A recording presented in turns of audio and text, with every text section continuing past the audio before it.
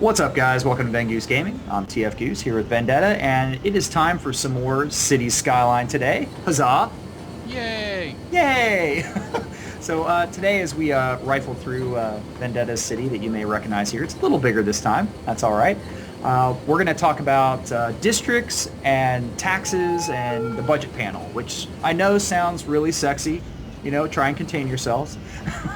Keep it No, in but your pants, people. seriously. No, but this is really important stuff, guys. Learning how to use these tools correctly can really help the success of your city, and we wanted to mention these and go over them in a little bit more detail for you today. So to start off, we'll just look at how to create a district with the tools here. If you're not using this tool, you're missing out.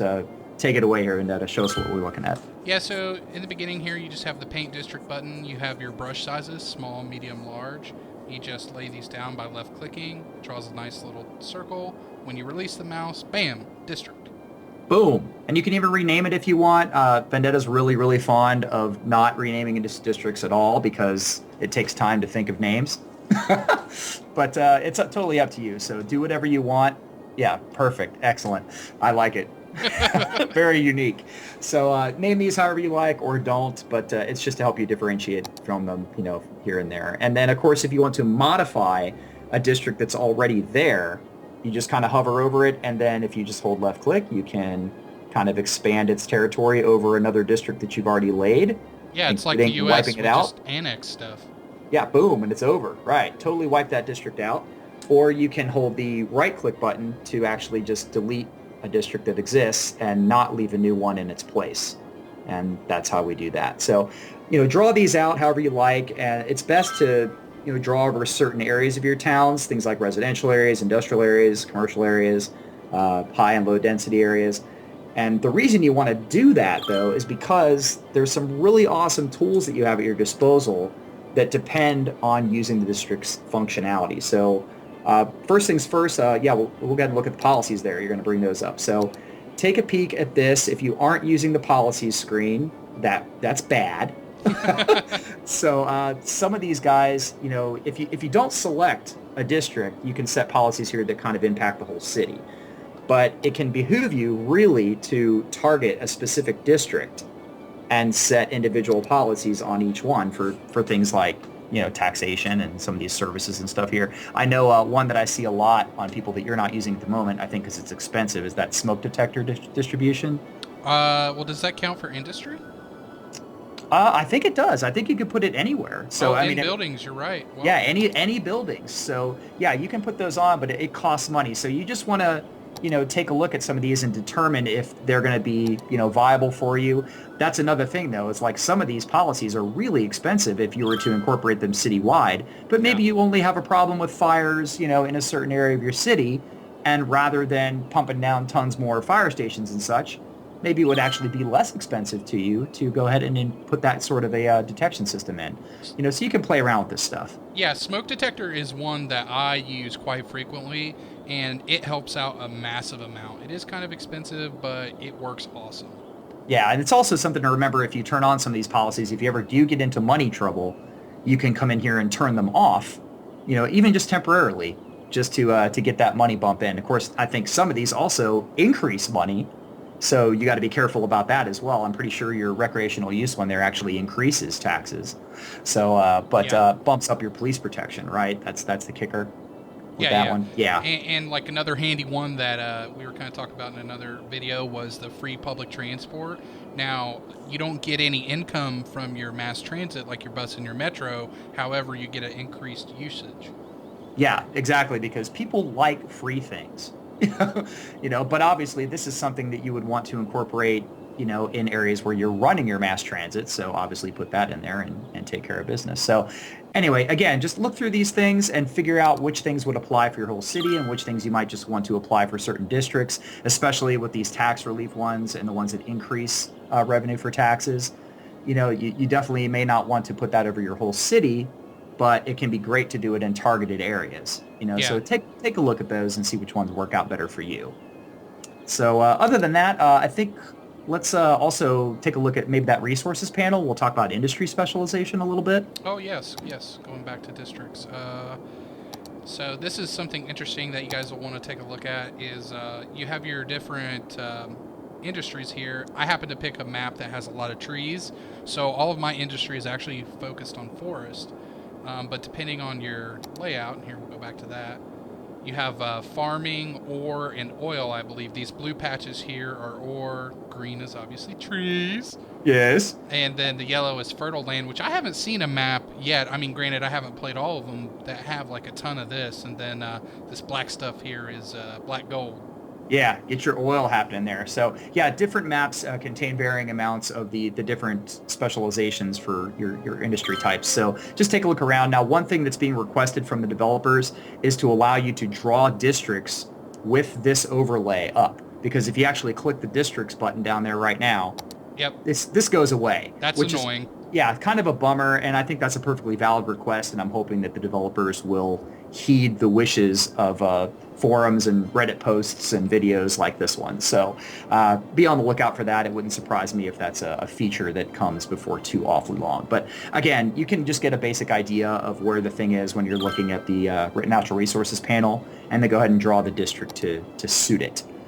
So definitely take a peek at that. It helps give a little bit of flavor to your industries instead of just the generic stuff that's sitting everywhere. But other than that, so that's kind of what we wanted to talk to you about on, the districts area. Make use of those for sure. We can get into a little bit of a taxes discussion now, I suppose. It's probably the best way to go. Yeah. So we'll bring this up here. You guys may have never even clicked on this screen. It's possible. I know some people who haven't. But you can, of course, control the tax rates for the various zoning types in your city. I think all of these start off at 9, if I'm not mistaken. Is that right? Yeah, that's correct. They all start at 9. So, yeah, take a look at these and toy around with them. You can use these in conjunction with those policies that we were just talking about to adjust rates, however you see fit. And bear in mind, guys, as your levels of the buildings increase, we take a look at the levels screen here. It seems to us by experimentation that different level buildings, will respect different tax rates. So as the levels increase, they will allow you to tax them, more heavily.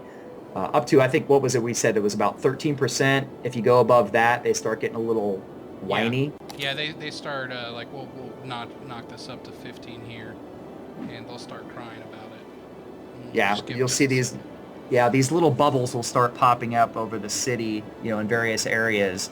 If they don't like the tax rate. Sometimes it does take a little bit for it to actually pop up, but they will let you know that they don't like the tax rates, and if you leave them too high for too long, the citizens will actually just start vacating, and that's never ever ever a good thing, because zero taxes is always worse than taxes that aren't quite high enough for your liking. At least you're getting something. Exactly. So bear that in mind and play with that to your will.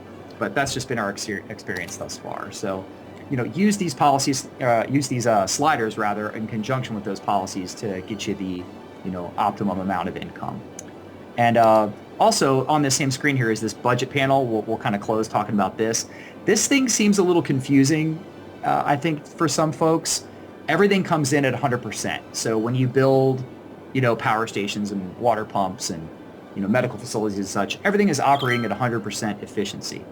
Now, the thing is, they really do mean that, is what we've figured out. 100% efficiency means 100%. If you increase the budget for any building, yes, or any building type, yes, you will get more out of that building. But you're paying, more for each point of efficiency that you're getting. So, for instance, take a look here. This is a fusion power plant, which is by far one of the most ridiculously efficient buildings that are out there. You get this very, very, very late game. But right now, this guy is this is at 50% efficiency, right? Correct, yeah. So we're paying $4,000 a week, and we're getting 4,000 megawatts, which sounds great. But if we juice it up here back to 100%, and then take another look at it, we can see, okay, now it's costing us 8,000, which is what we'd expect. But look at how much power we're getting. We're not getting 8,000 power. We're getting 16,000 power. Yeah. So you're getting double the amount per dollar spent just by having it at full efficiency. And then conversely, pop back in there and drive it up another 50% there. Drive it up to 150%, and watch what happens here. So now we'll take a look at that exact same building. Now we're paying $12K for it, but we're only at 20,000, right? Yeah, So no, that's correct. so we only bumped it up another 4K. So really your efficiency slider there and the amount of money that you're spending, you can get more bang for your buck if you keep it right at 100%. And I would really only play with these sliders if you have a budgetary reason for doing so. You need some extra money right then, so you back things off a little bit, or you don't have quite enough money to build the next, power generation facility or medical center that you need or whatever it is. The initial cost, you don't have it yet. So you just need to get a little bit more out of what you have down. But boy, as soon as you can build that building, all by itself, that next building that you can keep at 100% efficiency, you definitely want to do that. I mean, has that been your experience with all the buildings thus far? I haven't seen one that breaks that rule. Yeah, no, it does. I totally agree with what you said. It's better off, you're better off using the most efficient service building for whatever it is you're trying to do rather than adjusting the slider, because it doesn't seem to be as cost prohibitive. Cost effective. Yeah, it's cost Yeah. prohibitive to use the slider, right? Yeah, that's what I mean. Yeah, exactly. So, just keep that in mind, guys, along with some of these other tips. And I think, basically, I think that's all we really need to cover for this video. We won't drone on for too long on you. We got a couple more ideas for things that we want to cover in future videos. And I know we're going to slam out a Let's Play for this series as well, because honestly, it's too fun. Right. And I think we just want to do that. So keep an eye on things for your guys. And if you have any questions or suggestions for coverage on this, then feel free to drop us a line in the comments and let us know what you think. And otherwise, stay tuned. We got lots more Cities Skylines coming your way. Take it easy.